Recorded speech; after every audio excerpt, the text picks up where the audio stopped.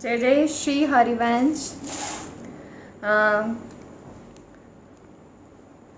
आज के विचार में हम आगे बढ़ें तो सबसे पहले एक बहुत ही सुंदर सा पद मीराबाई सा का, और ऐसा पद कि जिसे सुनकर आप और हम सभी उस स्थिति में जाकर पहुंच जाएं जहां पर मीरा जी थी। आप सभी से हम बार बार बोलते हैं कि किसी भी भक्त का चरित्र जब आप सुनते हैं तो उस समय उसी भक्त, अगर आप मीराबाई सा का चरित्र सुनते हैं तो उस समय आप उन्हीं की तरह, आप ये मत सोचिए कि आप चरित्र सुन रहे हैं, आप ऐसे हो जाइए कि उस समय आप ही मीराबाई सा हो गए हैं। जो ऐसे भजन सुनते हैं, करते हैं, यकीन मानिए वो जल्द ही प्रभु को प्राप्त होते हैं, वो जल्दी ही इस संसार के आकर्षण को छोड़ देते हैं। और जब इस संसार का आकर्षण छूट जाता है तभी प्रभु से आपका मिलन होता है, अन्यथा हम ऐसे ही भटकते रह जाएंगे इस संसार में और फिर दोबारा उस जन्म और मरण में फंसते जाएंगे। तो आइए एक सुंदर सा भाव हमारी मीराबाई सा का, आप और हम सभी इस भाव को हम भी आप श्रवण करें और साथ में जरूर बोलें। जय श्री राधे।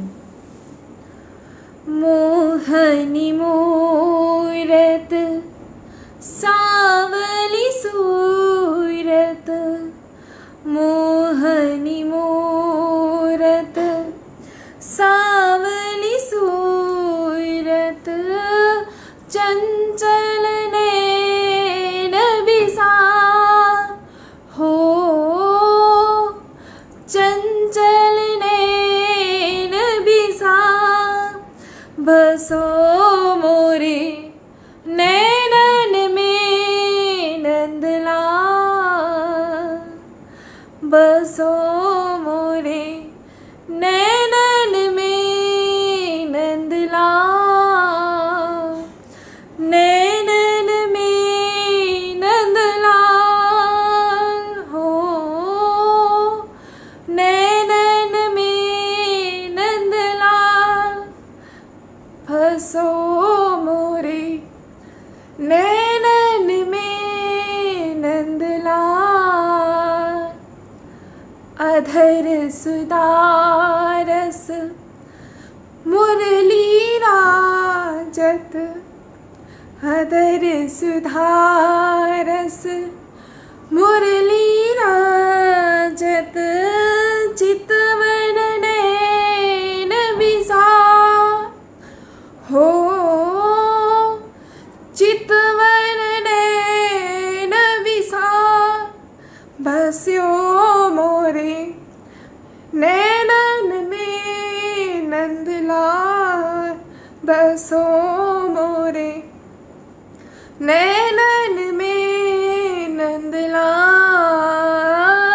नैनन में नंदलाल हो,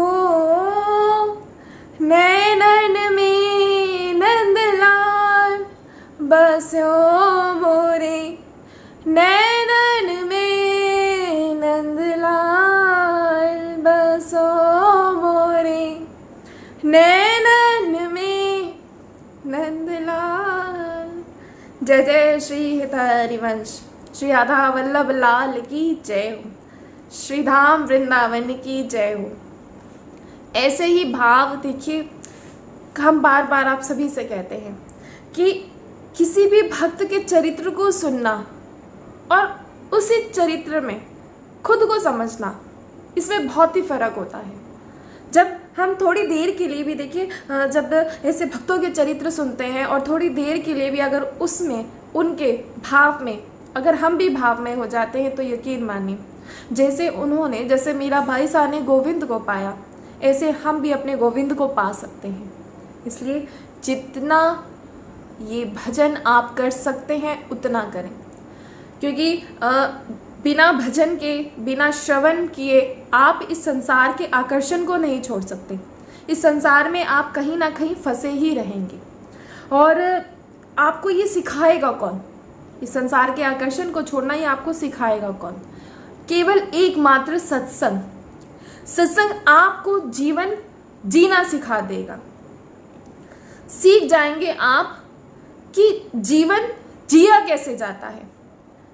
अभी तो जो ये जिंदगी है ये कट रही है जैसे तैसे, और अभी जो समय जा रहा है, अभी आप संसार का सुख नहीं ले रहे, अभी तो संसार का सुख आपके इस अवसर को भोगे चले जा रहा है, समाप्त किए जा रहा है।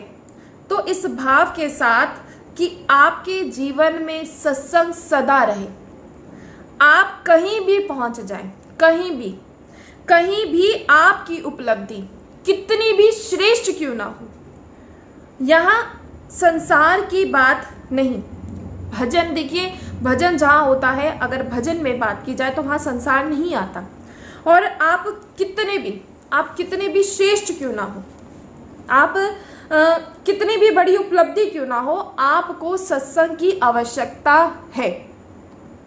बहुत ही ज़रूरी है सत्संग सुनना। और देखिए, जो ये भूल होती है व्यक्ति से, इस जीव से, वो तो स्वाभाविक है। ये भूल होना सबके लिए, ये कोई ये नहीं कि भूल है किसी से नहीं होती। भूल होना तो स्वाभाविक है, सबसे भूल हो जाती है और होती है, ऐसा नहीं। और कौन है, और ऐसा कौन है जो यहाँ आकर कभी भूला ना हो, कोई चूक नहीं हुई हो और कोई भटका ना हो? ऐसा कौन है? भटकना, भूलना, बिखरना ये जीव का स्वभाव है। और जो ये भूल है ये बड़ी स्वाभाविक है, संशय बड़ा स्वाभाविक है, जो ये शक जो है ये बहुत ही स्वाभाविक है। पर सत्संग की कृपा से उसका निवारण संभव है। केवल सत्संग ही हमारा ऐसा सहायक होता है। सत्संग ही एक ऐसी औषधि है हम सभी के लिए जो इन सभी विकारों को नष्ट करती है। और जिस संसार के लिए आप, जिस व्यवहार के लिए आप इतना भागते हैं, हर कोई जीव इस संसार के लिए भागता है, इस संसार में रहते हुए व्यवहार करता है और व्यवहार के लिए भागता है। तो इस संसार की स्थिति क्या है? क्या आप जानते हैं कि इस संसार की स्थिति है क्या? जिस संसार के लिए इतना भागते हो, जिस व्यवहार के लिए इतना भागते हो, उसकी स्थिति है क्या? हम जीवन भर भी अगर तन, मन, धन, प्राण भी लगा दें इस संसार के लिए, इस संसार में चाहे वो आपका ये व्यवहार है, चाहे वो आपके रिश्ते हैं, किसी के लिए भी, चाहे आप तन, मन, धन, प्राण कुछ भी लगा दें, और अगर एक भी चूक हो जाए तो ये संसार आपकी इस चूक को क्षमा नहीं करेगा। आपके द्वारा किए हुए आपने जितने भी प्रयास किए, आपने जितना भी सब कुछ किया, लेकिन उसका कोई ध्यान नहीं रखेगा। लेकिन ये चूक आपकी हर समय याद रहेगी। ये संसार का नियम है, जिस संसार के लिए हम सभी इतना भागते हैं। और जो ये प्रेम है वो आकर्षण से ही शुरू होता है। अब आपको ये प्रभु से प्रेम करना है, लेकिन प्रभु से प्रेम कैसे हो? जो ये प्रभु से प्रेम है वो आकर्षण से ही शुरू होता है। प्रभु के विषय में जितना श्रवण करेंगे, और अगर आपको भक्त से श्रवण करने के लिए मिल जाए तो फिर क्या कहना। अगर किसी भक्त से आप श्रवण कर लेते हैं, सुन लेते हैं प्रभु के बारे में, तो भक्त बता सकता है कि प्रभु है क्या, प्रभु कौन है, प्रभु का प्रेम कैसा है। क्योंकि जिसने पाया वही तो बता पाएगा, जिसने चखा वही तो उस फल का जो स्वाद है वो बता पाएगा। जिसने चखा ही नहीं वो बताएगा कैसे? वो आपको कैसे बता सकता है? जो चखता है वही बता सकता है, और जो भक्त है वही जानते हैं प्रभु के प्रेम को, और वही बता पाते हैं, और कोई नहीं। और क्योंकि जो भक्त है वो अधिकारी हो जाता है, वो कृपा पात्र है, और कृपा प्रसाद देने का भी अधिकारी है जो भक्त है। भगवान ही भक्त का धन है। एक भक्त का कोई धन, ये जो सांसारिक पूंजी होती है वो नहीं होता। भक्त का तो धन केवल भगवान है, केवल भगवान। और भगवान जैसे एक सेठ जी क्यों है भाई? सेठ जी के पास अगर धन है तो उसी के कारण तो वो सेठ जी हैं। अब सेठ जी की इच्छा, वो किसी को भी धन दे सकते हैं क्योंकि वो सेठ जी का धन है, सेठ जी के पास धन है। उनकी इच्छा अगर वो किसी को देना चाहे वो तभी दे सकते हैं, और इसीलिए उन्हें सेठ जी कहा जाता है। और ऐसे ही जो भक्त है, क्योंकि अगर सेठ जी के अधीन धन है, क्योंकि उनका धन है, वो उनके अधीन है, और ऐसे ही भक्त रूपी धन के कारण ही भगवान जो है वो भक्त रूपी धन के कारण ही धनी है। और जो भगवान है वो भक्त के अधीन रहते हैं।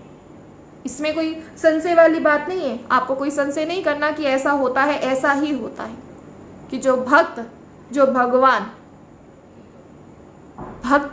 भगवान भक्त के अधीन होते हैं। भक्त जिसे भी चाहे भगवान दे सकते हैं।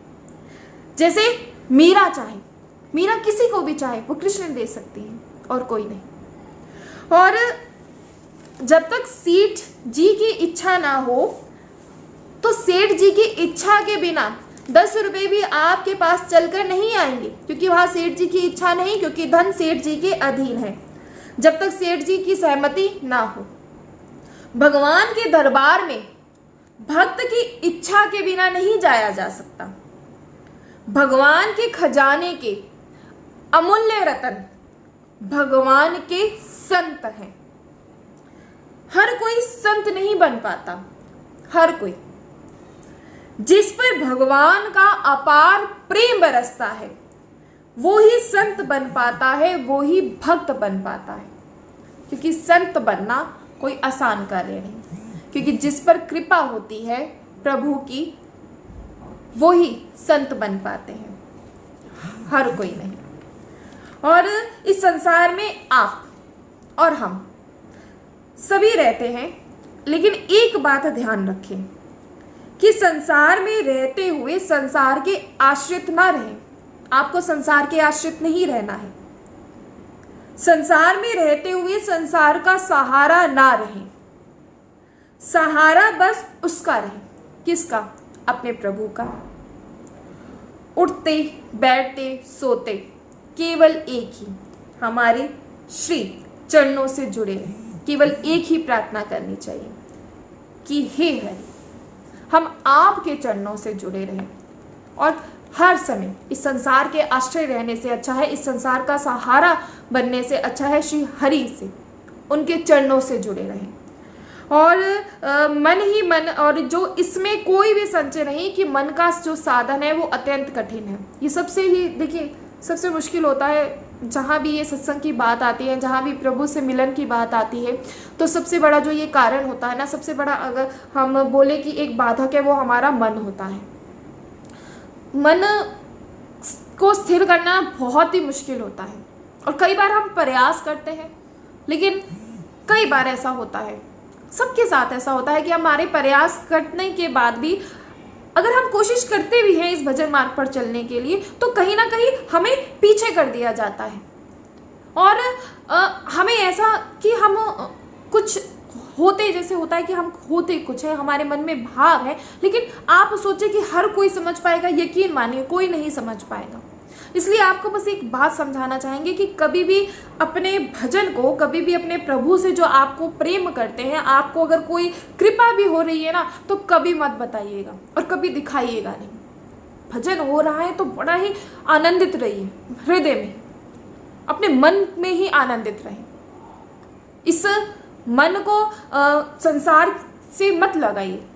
कभी ये संसार में भागे भी, ऐसा होता है, ये संसार की तरफ कई गुना, प्रभु की तरफ तो ये बहुत ही, इसकी गति बहुत ही धीमी है, लेकिन संसार की तरफ इसकी गति ऐसे बढ़ जाती है, ये कई गुना इसकी इतनी गति तेज हो जाती है, इतनी तेज गति से ये संसार के विश्व में जाता है और फंसता है। आप सभी को बस एक छोटा सा एक सरल सा आपको समझाना चाहेंगे कि जब भी आपका ये मन भागे ना, कभी ऐसा हो, यकीन मानिए उस समय केवल अपने प्रभु को याद कीजिए। कभी ऐसी कोई स्थिति आती है कि लगता है कि आपको क्रोध आ रहा है, आपको बोलना है, कुछ भी ऐसा हो रहा है, तो आपको बस एक स्थिति, एक सरल सा उपाय बता रहे हैं। उस समय शांत हो जाइए और सुनिए ही नहीं, और केवल मुस्कुराते हुए राधा बहुत ही शक्ति है इसमें। यकीन मानिए, ये आप सोचे, हम ये स्थिति में आने के लिए न जाने कितने वर्ष लग जाते हैं, कितने जन्म लग जाते हैं, और ना अगर इस स्थिति में आने के लिए एक सेकंड भी आप इस स्थिति में आ सकते हैं। बस आपको एक बात ध्यान रखनी है कि केवल राधा, बस राधा ये कोई आम शब्द नहीं है, ये बहुत ही शक्तिशाली, इतना शक्तिशाली कि इस मन को कोड़े लगाता है ये केवल राधा, जिसे आप केवल 2 शब्द समझते हैं कि ये राधा, इतना सामर्थ्य है इस राधा नाम में। जब भी मन भागे संसार की ओर, जहां लग रहा है कि भाई अब ये भाग रहा है, अब यहां नियंत्रण नहीं हो रहा, बैठ जाइए राधा बस, और मुस्कुराते रहिए, और नियंत्रण लगातार जपते रहिए। और यकीन मानिए, आप इस जो ये स्थिति है, जहाँ आप कहते हैं कि जहाँ हम फंस जाते हैं, हम कई बार प्रयत्न करते हैं कि कुछ ना करें, तो यकीन मानिए इस स्थिति को हम काबू कर लेते हैं। और ये केवल कैसे, हमसे नहीं हो पाता, ये केवल कृपा है हमारी श्री लाडली जी की, और ऐसा हो जाता है। और अब कहते हैं कि जो भाई मन का साधन तो बहुत ही ज़्यादा कठिन है, अभ्यास से और वैराग्य से इसे साधा जा सकता है। अब अभ्यास क्या है और वैराग्य क्या है, कि अभ्यास कैसे, वैराग्य कैसे, क्योंकि वैराग्य, जब भी वैराग्य की बात आती है तो वैराग्य में तो हम यही समझ लेते हैं, जहाँ तक हमारा समझ आती है कि इस संसार को छोड़ना और वस्त्र धारण कर लेना, संत वस्त्र धारण कर लेना, और ये सब कुछ, कि ये सब वैराग्य में आता है। देखिए अभ्यास, सबसे पहले समझिए कि अभ्यास क्या है। अगर मन को आप नियंत्रित करना चाहते हैं कि ये मन कहीं ना भागे और प्रभु की ओर रहे, तो अभ्यास कैसे है। आपको उठते बैठते, पल पल उठते बैठते जागते सोते, पल पल आपको यह रहे कि मैं शाम का हूं और शाम मेरे हैं। ये आपको हर बार ये बात ध्यान रखनी है। हम आपसे ये नहीं कह रहे कि दिन में 2 घंटे, दिन में 4 घंटे, दिन में 5 घंटे, नहीं। पल पल का मतलब होता है हमारी हर एक सांस में हमें ये याद रहना चाहिए कि मैं शाम का और श्री हरि मेरे, शाम मेरे। आपको ये हमेशा याद रखना है, और इसी को ही अभ्यास करते हैं। पल पल अपने मन को चेतावनी देते जाते रहे, इस मन को चेतावनी देते रहे कि संसार में सब प्रकार से सुख या भोग की सामग्री मुझे मिलती है, हमें कुछ भी मिलता है इस संसार से, तो भी मैं सुखी नहीं रह सकता, क्योंकि मुझे सुख केवल अपने प्रभु से ही मिलेगा। मुझे सुख केवल अपने प्रभु के प्रेम में ही मिलेगा। ये संसार की कोई वस्तु, संसार का कोई व्यक्ति या संसार का कुछ भी मुझे शांति, मुझे सुख नहीं दे सकता। इसे कहते हैं अभ्यास। और यदि ये संसार अगर मुझसे कुछ छीन भी ले, हम अभी तो देने की बात हो रही थी, लेकिन अगर ये संसार कुछ छीन भी लेता है, तब भी मैं दुखी नहीं रह सकता। ऐसा आपको अभ्यास करना है। और अब वैराग्य क्या होता है। वैराग्य माने श्री कृष्ण के चरणों का, यही सबसे बड़ा वैराग्य है। श्री कृष्ण के चरणों का अनुराग, श्री कृष्ण के चरणों की प्राप्ति, इसके अलावा और कुछ नहीं। इसे ही सबसे बड़ा वैराग्य कहते हैं। अब वैराग्य की परिभाषा है भगवत चरणों में अनुराग। भगवत चरणों में आपका अनुराग ना हो और वैराग्य ओढ़ लिया जाए, तो वैराग्य अंत में जाकर पतन का कारण अवश्य बनता है। ऐसा होता है और अवश्य होता है। इसलिए वैराग्य केवल ये मत समझिएगा कि कोई भी अगर संसार छोड़ दे तो वैराग्य नहीं। देखिए ये संसार में तो जो ये मन है ना, ये फंसा ही रहता है। वैरागी होने से अगर हम पर कृपा हो जाए, यकीन मानिए नहीं हो पाता। सच्ची बता रही। ऐसे देखा जाता है कि कह दिया जाए अगर कुछ कि धाम में रहो जाके, बहुत से जिनके सारे कार्य भी खत्म हो जाते हैं, अगर कह दिया जाए कि धाम में रहिए, आराम से रहिए, भजन कीजिए, नहीं, क्योंकि माया में फंसे होते हैं, मोह में ऐसे फंसे होते हैं कि बच्चों को नहीं त्यागेंगे, उन्हीं के साथ रहेंगे, चाहे वो कैसा भी व्यवहार करें, लेकिन धाम में नहीं रहेंगे। ये धाम में कैसे रहें?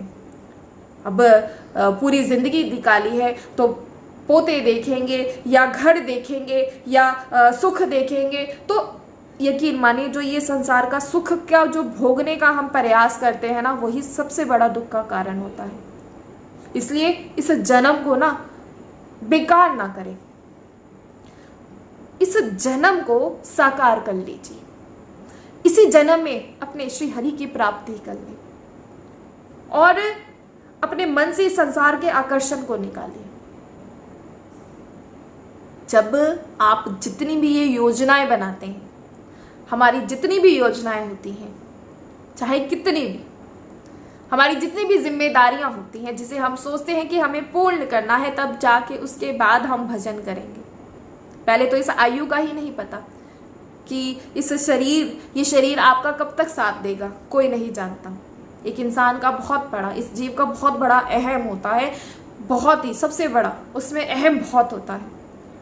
और जब आपको ये पता ही नहीं होगा कि हो क्या रहा, कि आपके साथ जो ये आपका शरीर है ये कब आपको छोड़ दे, आप खुद नहीं जानते।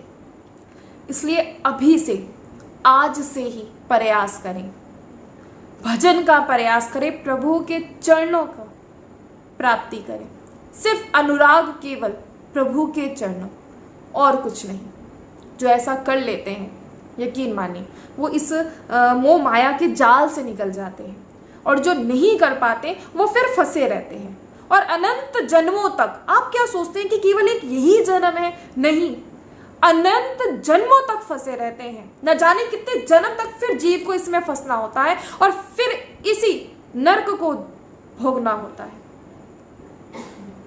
इसीलिए हर किसी में हम आपसे एक बात अवश्य कहना चाहेंगे, हर किसी में अपने श्री हरि को देखें। जब एक भक्त होता है उसके लिए हर जगह अपने श्री हरि हैं, हर जगह। जब उसके लिए हर जगह श्री हरि हैं तो वो किसी के लिए कैसा द्वेष रख सकता है? आप सभी कहते हैं कि प्रभु जो है वो हर जगह है, आप सभी कहते हैं, सबके मुख से हम सुनते हैं, और ये बात सभी जानते भी हैं कि प्रभु हर जगह है। जब आप में से बहुत ऐसे होते हैं जब आप सभी कहते हैं कि कहीं मंदिर जाने की क्या आवश्यकता है, तो जो प्रभु वो तो अंदर हैं, कहीं आपको यमुना जी जाने की क्या आवश्यकता है, प्रभु तो आपके भीतर है। इस दीपक को जलाने की क्या आवश्यकता है, प्रभु आपके अंदर है। जब हमारे अंदर है तो हम ढूंढते क्यों नहीं? पहले ढूंढिए तो सही, आज तक ढूंढा नहीं और कहते हैं कि प्रभु हमारे भीतर है। तो ऐसे कैसे प्रभु मिलेंगे? नहीं मिल पाएंगे, कदापि भी नहीं मिल सकते, कभी भी नहीं। लेकिन अगर हर किसी में आप अपने श्री हरि को देखते हैं तो यकीन माने, कोई आपसे कुछ कह भी देगा ना तो आपको ऐसा लगेगा कि आपके श्री हरि बोल रहे हैं। फिर किसी के लिए द्वेष ही कैसा, फिर इस संसार का मोह ही कैसा, इस संसार में फंसना ही कैसा। इस संसार से फिर मुक्त हो जाते हैं। किसी के लिए कोई भी सेवा कर रहे हैं, श्री हरि, हमारी श्री लाडली जू ने हमें ये सेवा दी है तो ये हम सेवा कर रहे हैं। जो ऐसा कर लेते हैं ना, देखो इसी को कहते हैं वैराग्य। वो किसी संत से ना कम नहीं होता।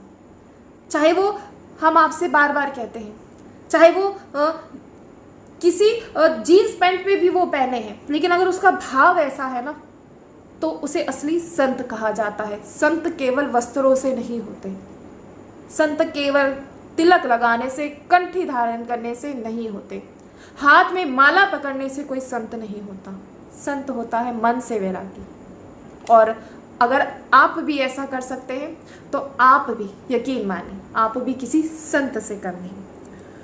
और अब जो कि भगवत प्राप्ति, जो ये चरणों का अनुराग है, इसका अनुरागी होना ही सच्चा वैराग्य है। और अगर ये दोनों अभ्यास, चाहे वो अभ्यास और वैराग्य, ये दोनों ही मीरा जी के जीवन में पाए जाते हैं, अभ्यास भी और वैराग्य भी। जब से उन्होंने होश संभाला तब से अपना प्राण, अपना जीवन समर्पित कर दिया गिरधर गोपाल को। हर सांस कृष्ण का नाम रटकर ही अभ्यास करती थी। मेरे तो गिरधर गोपाल दूसरों ना कोई। यकीन मानिए, हमें ऐसा ही केवल बोलने मात्र से नहीं, ऐसा होना भी चाहिए कि मेरे तो गिरधर गोपाल दूसरों ना कोई। जब दूसरा ना कोई है तो कोई भी नहीं है। किसी पे विश्वास नहीं कह रहे, किसी के भी आश्रय नहीं है, केवल आश्रय अपने प्रभु के हैं। अब वो जाने कैसे भजन करवाएंगे, अब वो जाने इस संसार का आकर्षण कैसे छुड़वाएंगे। मैंने तो बहुत प्रयास कर लिया, बहुत, मैं हार गया प्रयास कर करके, लेकिन मैं इस संसार के मोह को नहीं त्याग कर पाया, मैं इस संसार के आकर्षण का त्याग नहीं कर पाया। काश हम पर भी मीरा जी जैसी कृपा हो जाए कि ये अभ्यास और वैराग्य